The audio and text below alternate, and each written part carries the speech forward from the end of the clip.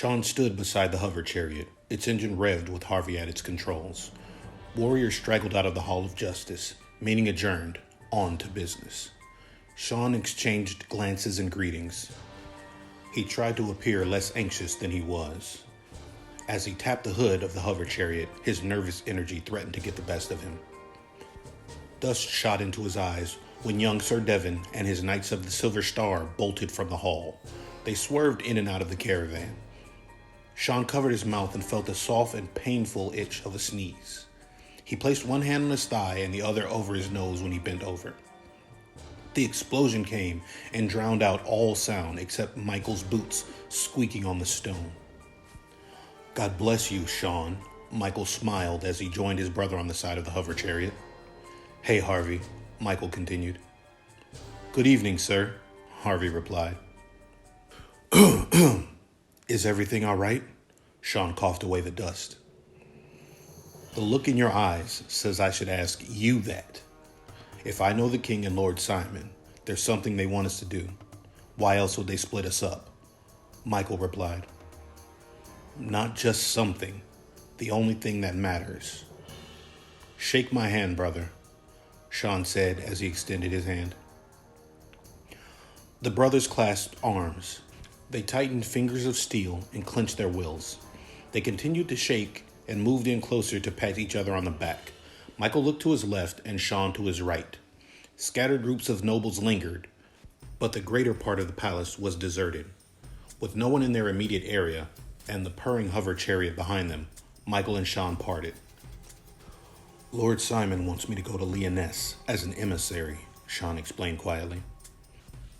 "That means you need perfumed tunics and an esteemed corps of traveling companions. Not the most difficult thing he's asked," Michael noticed. "If the circumstances follow your designs, but they don't. He wants me to leave immediately and alone. I'm his agent without knowledge of the commission or the court," Sean explained. "I don't like that," Michael said, rubbing his chin. "Why approach you and not me?" Michael wondered. "Possibly my experience with the situation, but I can't be sure," Sean added. "What do you want to do?" Michael wondered. "I agreed to go," Sean answered. "Alone? You agreed to go alone? What's the matter with you, Sean?" Michael asked. "The Black Knights are traveling together as far as Simon knows. But what?" Michael asked. "If I go alone, I'm rushing to my death. If the Black Knights come, it will be treason," Sean explained. "There is no question, Sean. We're with you. Treason or not, we stand together," Michael said. "Is it that easy for you to decide, Michael?" Sean asked. "It always is," Michael replied. "How long will it take to contact everyone?" Sean asked. "The three of us will pick up Philip on the road," Michael said. "Three of us?" Sean wondered. "You, myself, and Kyle. Is that a problem?" "We may want to leave Kyle here," Sean said warily. "Which one do you care about more, your pride or your life?" Michael asked. "Michael, you're taking this too far," Sean said. "Perhaps not far enough. Were I you, Kyle would be permanently attached to my side, especially since we're traveling without the safe conduct of our king," Michael said. "I can't have another episode like tonight with Emperor Asante," Sean said. "You can't hold Kyle responsible for tonight," Michael said. "He certainly aggravated an already volatile situation," Sean answered. "Sir Taylor insulted me, our bloodline, and you. We both know Kyle couldn't sit idly by," Michael said. "Kyle did nothing to make the situation better," Sean countered. "But he did resolve it," Michael said. "Earning us another enemy. We have enough already," Sean reasoned. Possibly, but Sir Taylor was an enemy long before tonight.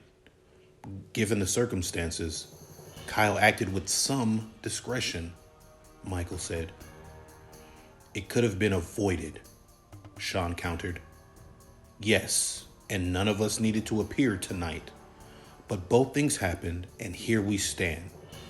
Even if you're willing to risk your life and pride, I'm not, Michael said.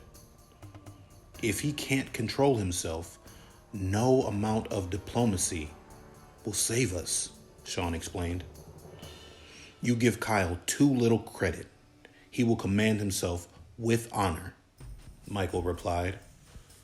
Michael, I'm no longer asking you, Sean, Michael's voice interrupted him. All the years of the Black Knight's existence we have led together. When you advise me to make peace, I do so because I trust your judgment. The battles we fought and won hinged on my leadership. You trusted me then, trust me now. Kyle will join us, as will Philip. And the others? Sean wondered. I will leave word for them to remain at the estate. Should this take a darker turn, someone will need to preserve our family, Michael said. Since I trust you, I ask the same of you, Sean added. What would you have of me, Sean? Michael wondered. That only you and I know the details of this mission. Should the question of treason be broached, I want my brothers with as little knowledge as possible, Sean said. That's a very bold position, Michael noticed, but not one I will shy away from, Sean said sternly. Ever the politician, Michael sighed. Do you agree to the terms? Sean asked. If it puts you at ease, then I agree to the terms, Michael replied. Michael, what of you and the king? Sean wondered. Nothing of importance, or I have yet to understand his message completely. A subject for another time. Here comes Kyle, Michael said as he turned his attention, and not a moment too soon. What is it? Kyle began as he looked at his brothers. And who do I have to kill now? A whole nation if you get the chance, Michael replied as Harvey opened the door to the hover chariot. Take us to the estate, Harvey. Michael surveyed the area once more before he followed his brothers into the chariot. Sir Taylor stood on the opposite side of the circular drive with his Knights of the Wind. Though his knights buzzed around him, Sir Taylor's gaze remained on Michael and his brothers. He crossed his arms over his chest and lent size to his frame. Even from their distance, Michael read the disgust in his eyes, the envy and the hate. A cold wind blew across the palace. It forced Michael to pull his cape a little closer. Sir Taylor stood in the frost and moved only enough to lift his arm. He pointed his thick first finger at Michael and then at the ground. He nodded his head slowly and locked Michael's gaze. Half of Michael's face curled into a malicious smile. He felt Harvey's hand on his arm and turned back to his hover chariot. His back hit the cold leather and he looked at Sean and Kyle. The hover chariot shook when the door slammed shut and Harvey jumped into the front. You said to the estate, sir? Harvey wondered. Yes, Harvey. Take us home. Our business here is done, Michael said as the hover chariot left Palace Island.